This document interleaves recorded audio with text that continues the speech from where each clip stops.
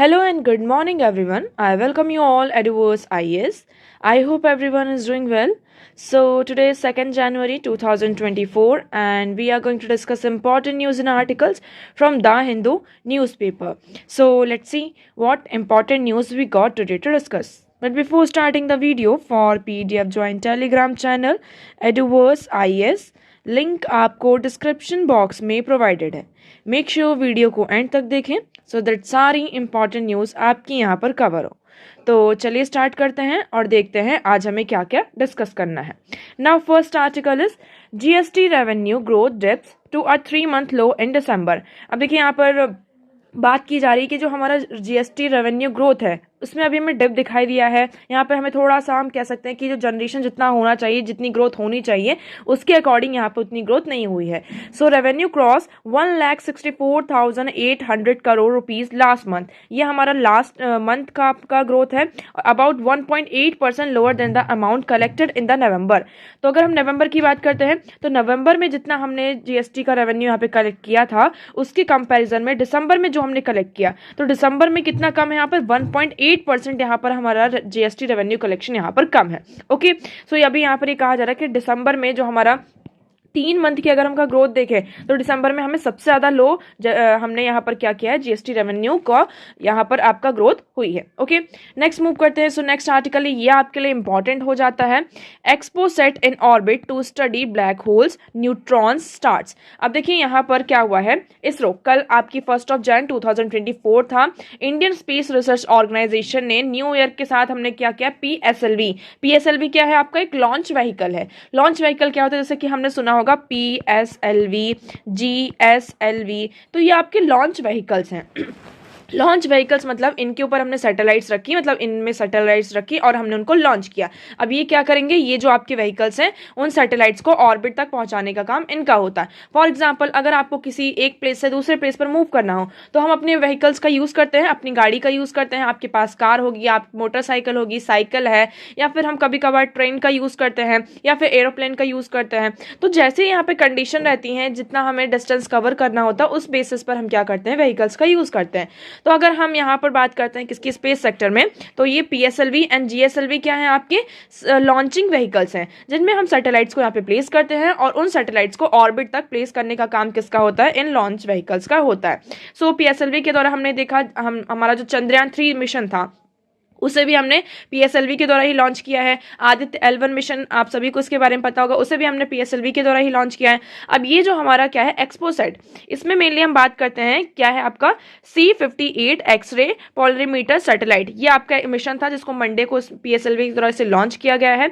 ये हमारा 16th PSLV के द्वारा ही आपका ये 16th मिशन था, मतलब कि पीएसएलवी ने अब तक जो 16th सैटेलाइट्स है उनको लॉन्च यहाँ पर कर चुका है. ओके, तो in the successful launch put India in an elite category as it has become the second nation to send an observatory to study astronomical sources such as black holes, neutron stars among others.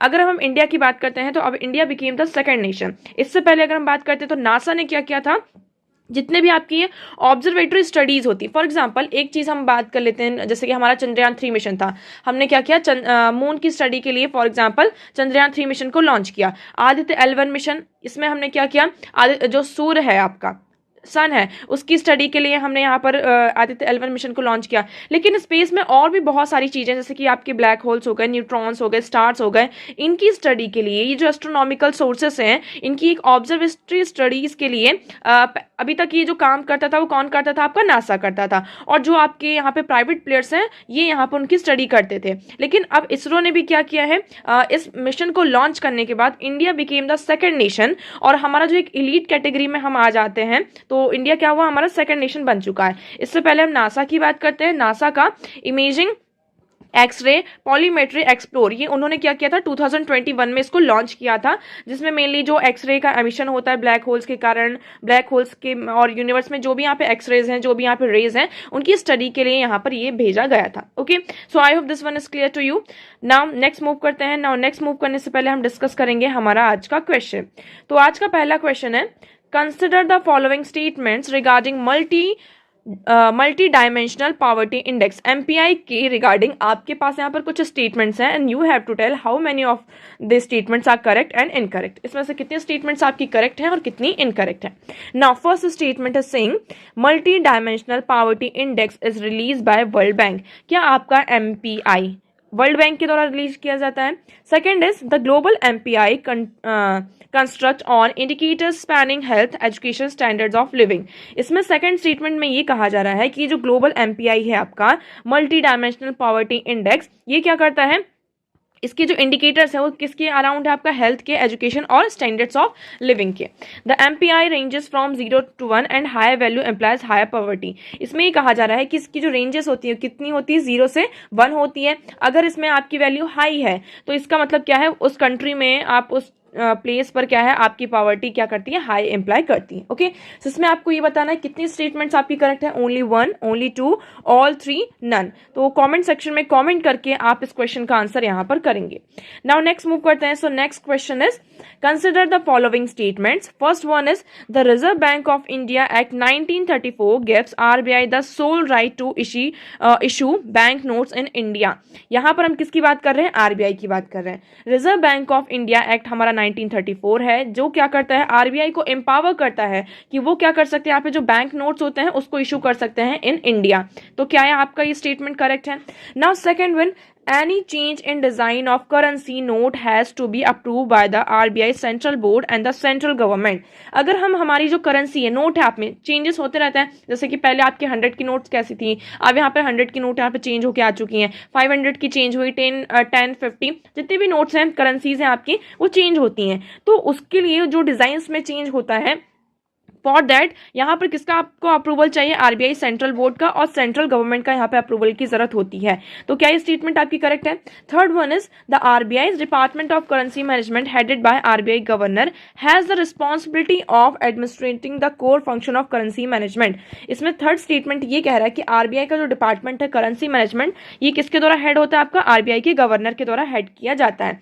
तो उसकी यहाँ पर responsibility हो जाती है administering the core function of currency management, कि यहाँ पर जो करेंसी मैनेजमेंट है उसको एडमिनिस्ट्रेट करना। तो क्या ये इस डिपार्टमेंट का काम है कि करेंसी को मैनेज करना, उसके फंक्शंस को मैनेज करना, तो ये करेंसी मैनेजमेंट का यहाँ पर काम हो जाता है। तो इसमें आपको ये बताना है आपके कितने स्टेटमेंट्स करेक्ट हैं, कितने इनकरेक्ट। कमेंट सेक्शन में आप दोनों क्वेश्चंस के आंसर यहाँ पर करेंगे। वीडियो के एंड में आपको दोनों क्वेश्चंस के आंसर दिए जाएंगे। सो मेक श्योर वीडियो को एंड तक जरूर देखें। चलिए आगे बढ़ते हैं, नेक्स्ट मूव करते हैं। सो आज का हमारा नेक्स्ट आर्टिकल है Worli tribes in Mumbai objects to construction of Shivaji museum on land they live on. अब इसमें यहाँ पर क्या हो रहा है, देखिए न्यूज में आपको इतना ज्यादा इन्वॉल्व होने की जरूरत नहीं है, ओके, क्योंकि इसमें क्या थोड़ा सा कन्फ्लिक्ट दिखाई दे रहा है। कन्फ्लिक्ट ये है कि जो वर्ली ट्राइब्स है, मेनली कहाँ रहती हैं, आपकी मुंबई में रहती हैं। तो ये ट्राइब हमारे लिए इंपॉर्टेंट हो जाती है। फर्स्ट ऑफ ऑल यहाँ से क्या निकल कर आता है, वर्ली ट्राइब निकल कर आती है, ये इंपॉर्टेंट टॉपिक निकलता है। अब ये इशू, ये कंटेक्स्ट ये है कि जहाँ पे वो क्या कर रहे हैं कि जो कंस्ट्रक्शन हो रहा है शिवाजी म्यूजियम का, है ना, तो उसमें वो ऑब्जेक्शन यहाँ पे उठाए जा रहे हैं कि जहाँ so objects to construct Warli tribe in Mumbai objects to construction of Shivaji museum, जहाँ पर वो रहते थे शिवाजी, तो वहां पर ये कहा गया हमने कि हम क्या करेंगे, यहाँ पर म्यूजियम, शिवाजी म्यूजियम को यहाँ पे कंस्ट्रक्ट करेंगे। लेकिन वर्ली ट्राइब क्या कर रहे हैं, इस पर ऑब्जेक्शन उठा रही हैं। ओके, तो अब हम बात करते हैं किसके बारे में, वर्ली ट्राइब्स के बारे में। ये आपकी ट्राइब्स जो है बहुत ज्यादा इंपॉर्टेंट हो जाती हैं। इनका ओरिजिन की बात करते हैं।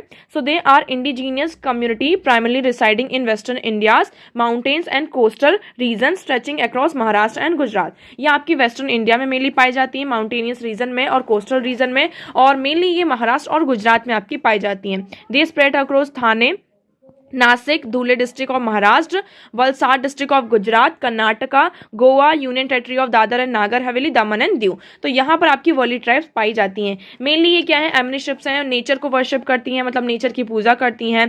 They use paintings to depict their traditional way of life, customs and tradition. ये क्या करते हैं, उनकी जो वे ऑफ लाइफ है, उनके जो कस्टम्स है, ट्रेडिशंस हैं, उन सारे चीज़ों को डिपिक्ट करते हैं किसमें, अपनी पेंटिंग्स में। इसलिए इनकी जो पेंटिंग्स है वो बहुत ज़्यादा इंपॉर्टेंट हो जाती है, जैसे हम वर्ली पेंटिंग्स भी कहते हैं। आप यहाँ पर ये देख सकते हैं, तो ये है इनकी पेंटिंग्स। हमने कई बार इसे देखा होगा और बहुत सारे बच्चे इन्हें बनाते भी हैं, इन्हें बहुत पसंद आता है।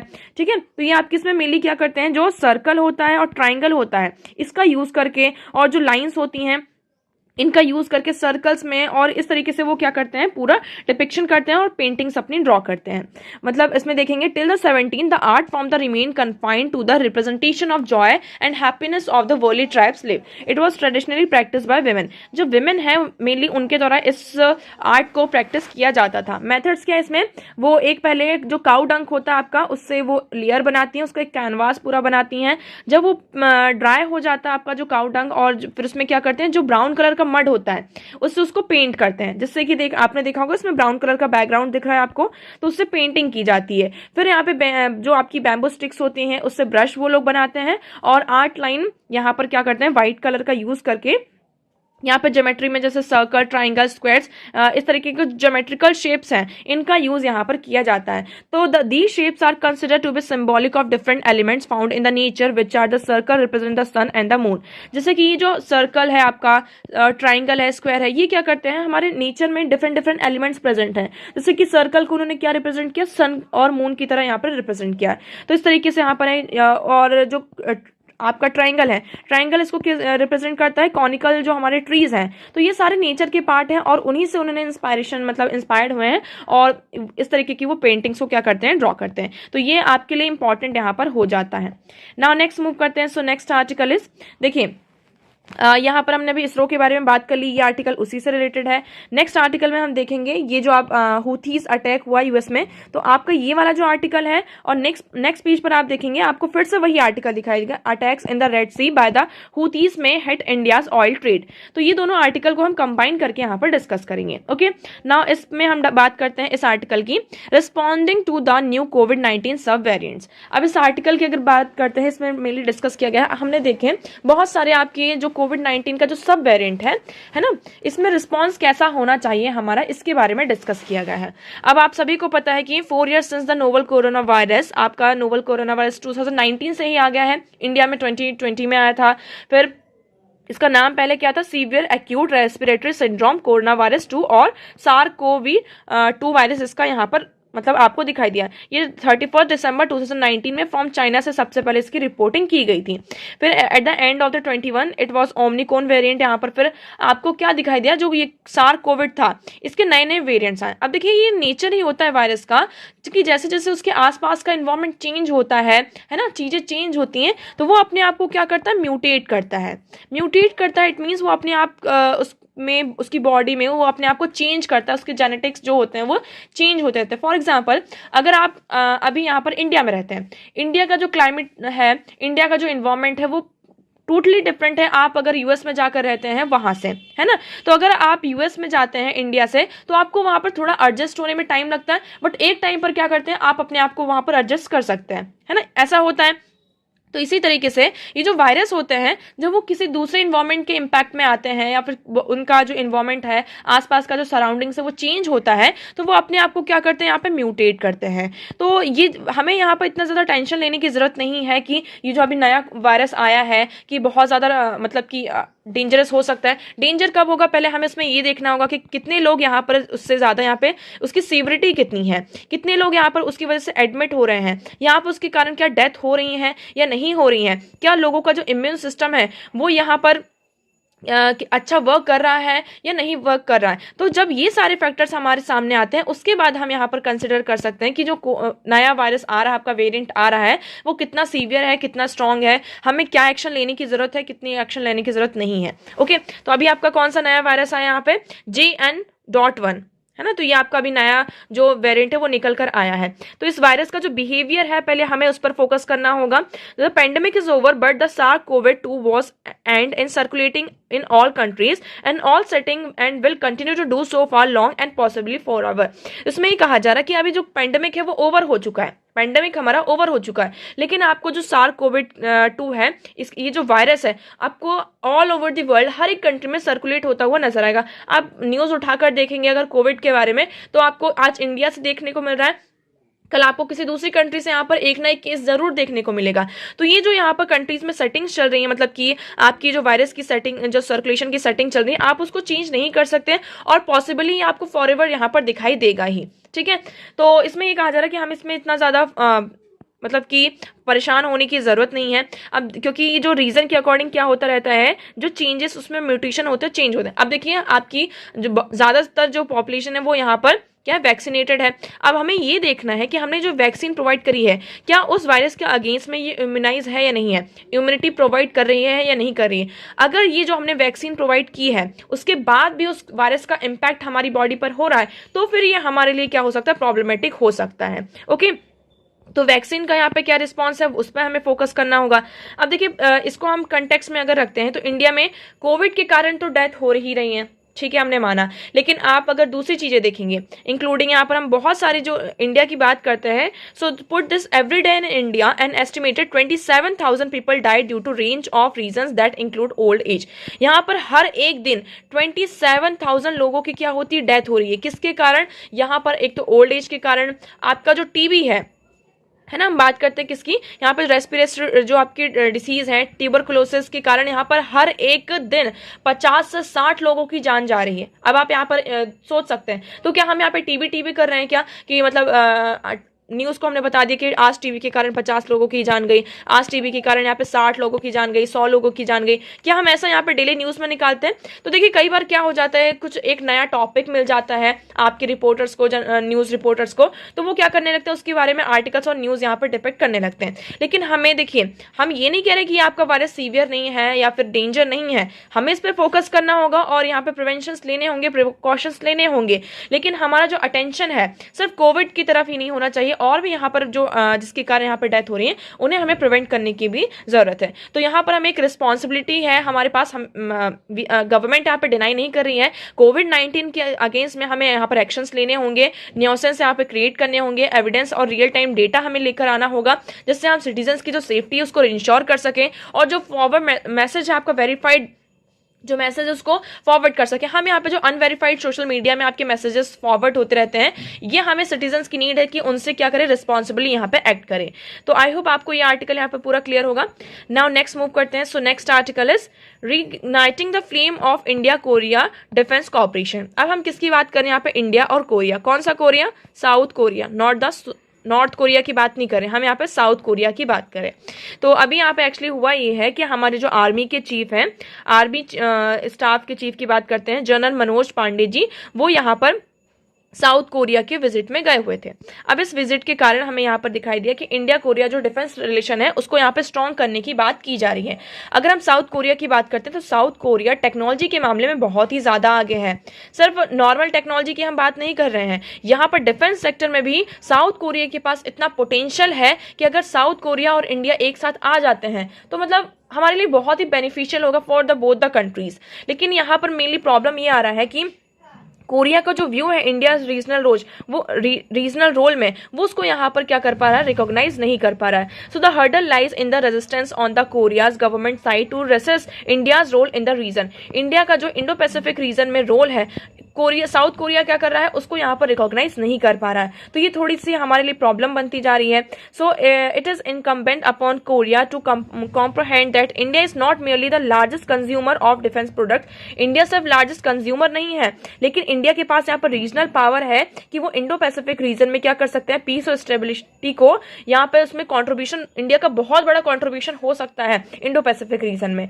इवन आप देखेंगे a departure from Cold War mentalities where the Korean government perceive India as standing in the opposite Soviet bloc। अब देखिए जब कोल्ड वॉर आपका यहाँ पर था तो उस टाइम पे क्या था, इंडिया किसका साथ, एक तरीके से सोवियत यूनियन के ब्लॉक में था, है ना, ऐसा यहाँ पर था।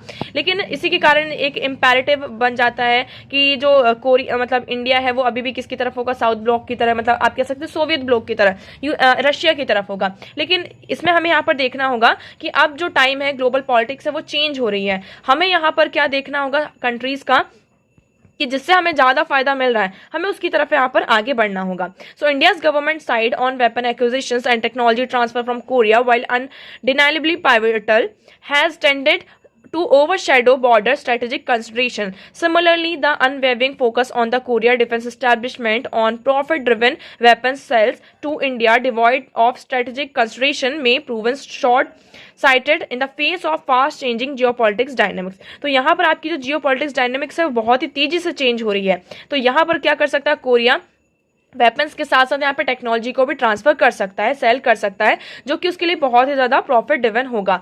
अब यहाँ पर एक्चुअली देखिए, पहले आप थोड़ा सा मैप देखिए, आपको क्लियर होगा। आप इस रीजन को यहाँ पर देखेंगे, ये आपका क्या आ जाता है, चाइना आ जाता है। ये रीजन आपका क्या है, चाइना है। ओके, ये बांग्लादेश है, ये थोड़ा सा इंडिया का आपका रीजन है। ये है आपका क्या, नॉर्थ कोरिया और साउथ कोरिया। ये हमारे नॉर्थ कोरिया और साउथ कोरिया। ये आपका ये वाला जो पार्ट है रशिया है। इसको हम यहाँ पर देखते हैं, आपको थोड़ा ज़्यादा क्लियर होगा। ये आपका क्या है, सी ऑफ जापान, जिसको हम ये सी ऑफ जापान कहते हैं। यहाँ से आपका येलो सी निकल कर आ जाता है। ये है हमारा नॉर्थ कोरिया और ये है हमारा साउथ कोरिया। इनके बीच में एक लाइन है, ठीक है। इसकी जो बॉर्डर की बात करते हैं, नॉर्थ कोरिया का जो बॉर्डर है वो चाइना के साथ है और रशिया के साथ है। यहीं पर इस अलायंस की बात की जा रही है कि चाइना का, रशिया का और नॉर्थ कोरिया का एक अलायंस यहाँ पर बना हुआ है। इस आर्टिकल में ये नेक्स्ट लाइन जो है इसी के बारे में है। The emerging collision of North Korea, China, Russia pose a serious challenge to collaborative efforts between the two nation. तो यहाँ पर इनका जो ये आपका कोलिशन नजर आ रहा है, तो इसके कारण क्या है, हमारे लिए एक सीरियस चैलेंज इंपोज कर रहा है, जिससे कि हमें यहाँ पर इंडिया और साउथ कोरिया को साथ में आना होगा। तभी हम क्या कर सकते हैं, हमारे पास एक स्ट्रेटेजिक इम्पेरेटिव्स होगा, अप्रेजल होगा, जिससे हम इन कंट्रीज को क्या कर सकते हैं, टारगेट कर सकते हैं। मतलब कि नॉर्थ कोरिया को भी टारगेट किया जा सकता है। तो अब आपको एक चीज और याद रखनी है यहाँ पर, जैसे कि हमने नॉर्थ कोरिया की बात की, साउथ कोरिया यहाँ पर आपका आ जाता है।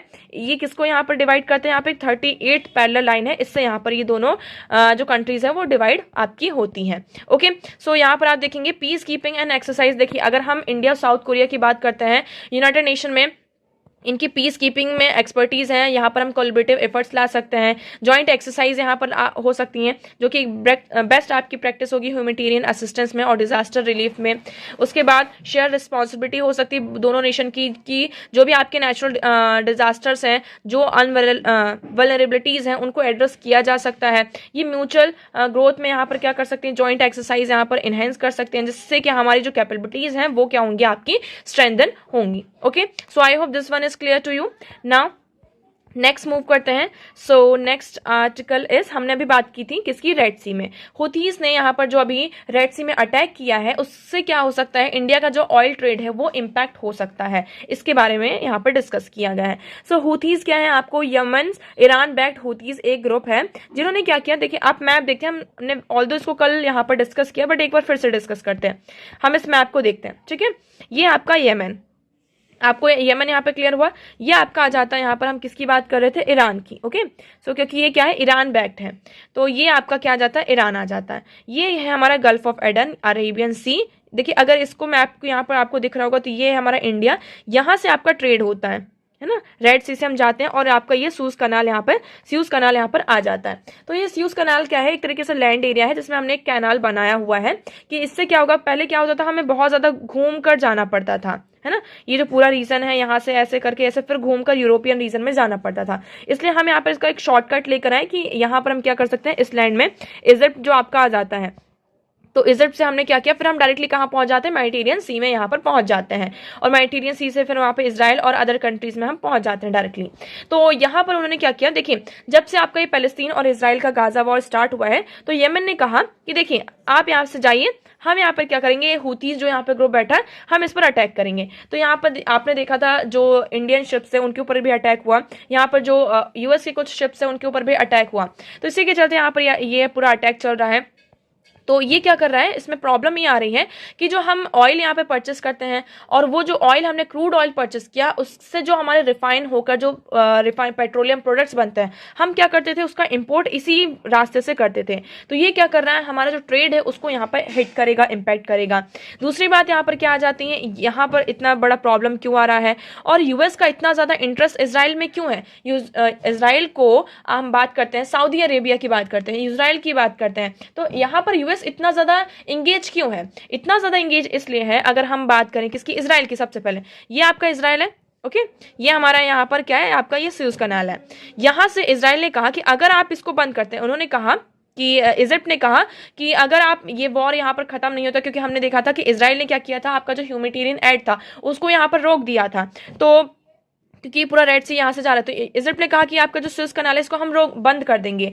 अब इजराइल ने कहा कि ठीक है आप बंद कर दीजिए, हमारे पास भी यहाँ पर क्या है, एक रास्ता है। क्या रास्ता है, आप यहाँ पर देखेंगे बैन ग्यूरो कैनाल, हम यहाँ पे एक कैनाल बनाएंगे। ये डायरेक्टली क्या होगा, गल्फ ऑफ जो अकाबा है यहाँ पर इस रीजन में खुलेगा और ये डायरेक्टली कहाँ जाएगा, रेड सी में जाएगा। तो हमारे पास भी एक रास्ता है, हम इस रास्ते से चले जाएंगे, हमें यहाँ पे कोई भी प्रॉब्लम नहीं है। इसलिए यहाँ पर यूएस का इतना बड़ा इंटरेस्ट है। फिर यहाँ पर आपका कौन आ जाता है, सऊदी अरेबिया जाता है। तो इसलिए इस रीजन में हमने यहाँ पर देखा कि सबसे ज्यादा जो इंटरेस्ट है किसका है, यूएस का है। तो इसलिए हमने देखा कि यूएस का इतना ज्यादा इंगेज इस रीजन में आपका होता हुआ नजर आता है। लेकिन ये क्या कर रहा है, अभी ये जो अटैक हो रहा है रेड सी में, इसके कारण जो इंडिया का ऑयल ट्रेड है उसको बहुत ही बुरी तरीके से क्या कर रहा है, यहाँ पर हिट कर रहा है।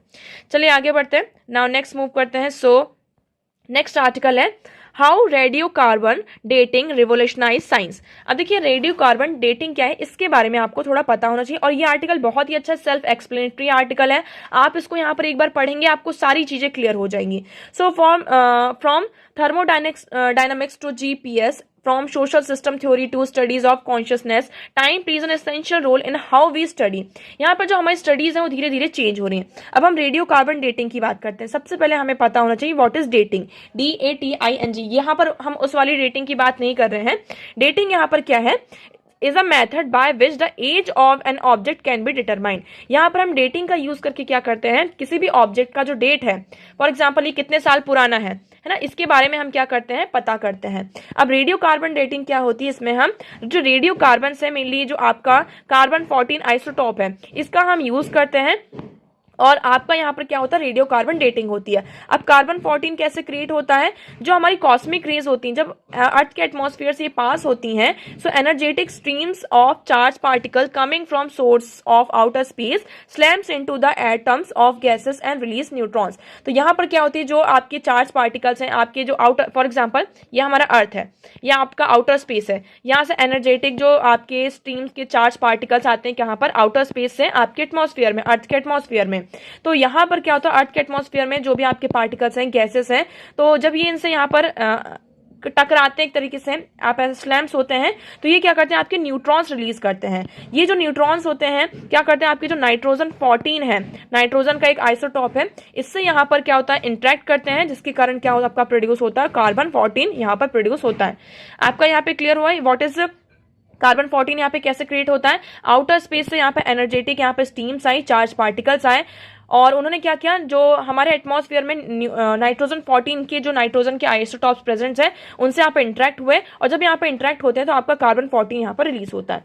यहाँ पर हमने देखा कि ये फिर क्या होता है, आपका कार्बन 14 कंबाइन होता है एटमॉस्फेरिक ऑक्सीजन के साथ, और रेडियो एक्टिव कार्बन डाइऑक्साइड जो है आपका यहाँ पर रिलीज होता है, फॉर्म होता है। तो इस तरीके से जिसके थ्रू आपका जो एक तरीके से हमने यहाँ पर ये देखा कि CO2 आपका बनता कैसे है ना, CO2 यहाँ पर कैसे बनता है, तो कार्बन यहाँ पर कार्बन 14 बना और उसके बाद ऑक्सीजन यहाँ पर हमारे एटमॉस्फेयर में प्रेजेंट है, तो ये CO2 यहाँ पर बन गया, जिसका यूज यहाँ पर फोटोसिंथेसिस एनिमल्स यहाँ पर कंज्यूम प्लांट्स में यहाँ पर किया जाता है, और आपकी कार्बन साइकिल पूरी बनती है। 1940s में आपके एक अमेरिकन केमिस्ट होते हैं Martin Kamen and Sam Ruben, वो क्या करते हैं, उन्होंने कार्बन 14 को कैसे सिंथेसाइज किया जा सकता है और उसका यूज करके किसी भी चीज का जो एज है उसको हम क्या कर सकते हैं, डिटरमाइन कर सकते हैं, पता कर सकते हैं। तो देखिए यहाँ पर जो डेटिंग है किस तरीके से उसने साइंस को चेंज किया है उसके बारे में डिस्कस यहाँ पर किया गया है कि radio carbon dating provide the first objective dating method, the ability to attach approximately numerical dates of organic remains. यहाँ पर जो ऑर्गेनिक रिमेन्स है ना, कोई भी मतलब आपको फॉसल फ्यूल्स मिलते हैं सारी चीजें, तो उसके बारे में हम कैसे पता, आपको कहते हैं ना कि इतने साल पुराना है ये, तो ये कैसे पता चलता है, हम यहाँ पर रेडियो कार्बन डेटिंग का ही क्या करते हैं, यूज करते हैं। सो ये क्या है, आपका रेडियो कार्बन रिवोल्यूशनर है। यहाँ पर ये कहा जा रहा है कि इंडिया के हम बात करते हैं, जो हमारे स्कॉलर्स हैं, अगर इसका हम बहुत ही अच्छे से यूज करते हैं तो हमारे लिए क्या हो सकता है, जो ह्यूमन माइग्रेशन है, किस तरीके से यहाँ पे ह्यूमन माइग्रेशन होता था, फॉल ऑफ जिस rise and fall of civilization, यहाँ पे birth of languages, religion, human animal का जो इंट्रैक्शन था, हम इसमें अगर हम अच्छे से इसको मेजर करते हैं, रिसर्च करते हैं, तो ये सारी चीजें जितने भी हमारे पास्ट इवेंट्स हैं उनके बारे में हम पता कर सकते हैं। Radio carbon dating is also of political significance, इसका पॉलिटिकल सिग्निफिकेंस भी हमें इंडिया में देखने को मिलता है ना। जैसे कि हमारे जो मॉस्क हैं, टेम्पल्स हैं, इसमें जितने भी रिट्रीव्ड हुए हैं उनका हम डेट यहाँ पे ऑब्जेक्ट्स यहाँ पर पता कर सकते हैं। So in 2020 researchers from Crispus the Netherland the Russia reported the way to improve the time resolution of radio carbon dating. तो यहाँ पर एक क्रिस्पस के जो रिसर्चर्स हैं नीदरलैंड और रशिया में, उन्होंने रिपोर्ट किया कि हम रेडियो कार्बन जो डेटिंग है इसमें रेजोल्यूशन ला सकते हैं, इसको और ज्यादा इंप्रूव कर सकते हैं with time. Okay, so I hope आपको ये पूरा आर्टिकल यहाँ पे क्लियर होगा। नाउ नेक्स्ट मूव करते हैं। सो नेक्स्ट आर्टिकल है Jaishankar heads to Nepal this week, power pacts on agenda. यहाँ पर ये कहा जा रहा हमारे जो एक्सटर्नल अफेयर मिनिस्टर है वो अब नेपाल की विजिट में जाने वाले हैं। अभी यहाँ पे वो रशिया की 5 डे विजिट में थे, अब वो कहाँ जाएंगे? नेपाल में। इसमें मेनली हमारा जो फोकस क्या है? पावर पैक्ट है ना। अभी हाल ही फिलहाल में external affair minister will hold joint commission meeting with the Nepalese counterpart NP Sauda an agreement on the modalities of purchasing 1000 megawatt of hydel power from Nepal on the cards. He will meet prime minister Prachanda. तो यहाँ पर जो prime minister प्रचंड जी हैं, पहले अभी ये नेपाल में आए थे, आप सभी को पता होगा। नेपाल के जो प्राइम मिनिस्टर है वो इंडिया की विजिट में आए हुए थे। इसी के चलते यहाँ पर हमारे वेरियस जो पैक्ट्स है वो साइन हुए थे। लेकिन इस पैक्ट को कंटिन्यू करने के लिए यहाँ पे जो हमारा हाइड्रल पावर को परचेस करने का जो मॉडलिटीज है, ये एग्रीमेंट यहाँ पर साइन किया जाएगा फर्दर। अभी जो हमारे एक्सटर्नल अफेयर मिनिस्टर हैं वो यहाँ पर जा रहे हैं। उसके बाद हमने बात की थी किसकी? एमिनेंट पर्सन ग्रुप, आपका जो EPG प्रपोजल रखा गया था प्राइम मिनिस्टर नरेंद्र मोदी जी के द्वारा।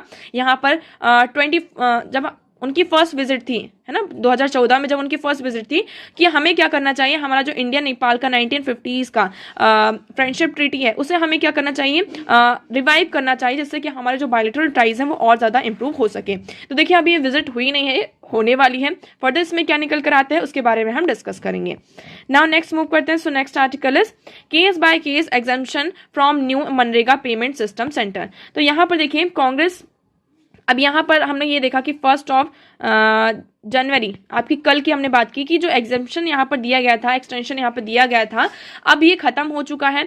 तो इसमें ये हमने मेनली क्या देखा कि आपका जो आधार बेस्ड पेमेंट सिस्टम है, Mahatma Gandhi national rural employment guarantee scheme की बात करते हैं, जिसमें हमने टोटल देखा 34.8% रजिस्टर्ड वर्कर्स हैं, उसमें से ओनली 12.7% जो एक्टिव वर्कर्स हैं वो एलिजिबल हैं, इनएलिजिबल है for the mandatory payment method. यहाँ पर जो हमने ये DBT जो डायरेक्ट बेनिफिट ट्रांसफर का जो मेथड है, इसमें से 12.7% जो आपके वर्कर्स हैं वो क्या है? अनएलिजिबल हैं। तो इसमें जो अपोजिशन पार्टी है उन्होंने उसको कहा है कि बहुत ही क्रूअल न्यू ईयर गिफ्ट यहाँ पर दिया गया है, ऐसा नहीं करना चाहिए था। ओके, तो एक तरीके से ये इसको क्रिटिसाइज किया जा रहा है इस आर्टिकल में। वैसे हमने कल इसको बहुत ही अच्छे तरीके से डिस्कस किया था। अगर कल ने किसी ने कल का यहाँ पर वीडियो नहीं देखा है तो आप कल का यहाँ पर एनालिसिस जाकर देख सकते हैं। तो देखिए न्यूज़ और आर्टिकल्स यहीं पर खत्म होते हैं, जो भी हमारे लिए इंपॉर्टेंट था हमने डिस्कस किया। अब हम डिस्कस कर लेते हैं हमारा क्वेश्चन। तो आज का हमारा पहला क्वेश्चन था, ओके सो वेट, यहाँ consider the following statement regarding multi dimensional poverty index. MPI के बारे में यहाँ पर हमने पूछा। तो इसमें जो आपका फर्स्ट स्टेटमेंट है वो इनकरेक्ट हो जाता है, आपकी जो सेकंड और थर्ड स्टेटमेंट है वो करेक्ट है। तो ओनली 2 योर करेक्ट आंसर आप यहाँ पर बात करते हैं। तो जो आपका MPI होता है वो ह्यूमन डेवलपमेंट इनिशिएटिव जो है आपका ऑक्सफोर्ड पॉवर्टी उनके द्वारा और United Nation Development Programme UNDP के द्वारा रिलीज किया जाता है, ना कि वर्ल्ड बैंक के द्वारा। इसलिए आपका जो फर्स्ट स्टेटमेंट है वो इनकरेक्ट हो जाता है। Second and third is correct. Second question की बात करते हैं, कंसिडर द फॉलोइंग स्टेटमेंट। इसमें भी आपका जो करेक्ट ऑप्शन है ओनली 2 है। कौन सा स्टेटमेंट इनकरेक्ट है? थर्ड स्टेटमेंट यहाँ पर इनकरेक्ट हो जाता है। कैसे? आप यहाँ पे एक्सप्लेनेशन में देखेंगे। According to the RBI website the department address policy and operational issue. ये जो डिपार्टमेंट है आपका डिपार्टमेंट ऑफ करेंसी मैनेजमेंट, उसका मेनली काम क्या होता है कि जो भी आपकी पॉलिसी और ऑपरेशनल इश्यूज हैं, है ना, उसको यहाँ पर उससे रिलेटेड यहाँ पर कोई प्रॉब्लम आती है उसको एड्रेस करता है। डिजाइनिंग ऑफ बैंक नोट्स, यहाँ पे किस तरीके की जो नोट्स हैं वो उसकी डिजाइनिंग कैसे होनी चाहिए, नोट्स की यहाँ पे जो डिमांड है और कॉइन्स की यहाँ पे कितनी डिमांड है उसको फोरकास्ट करना, ये सारी चीजें हैं।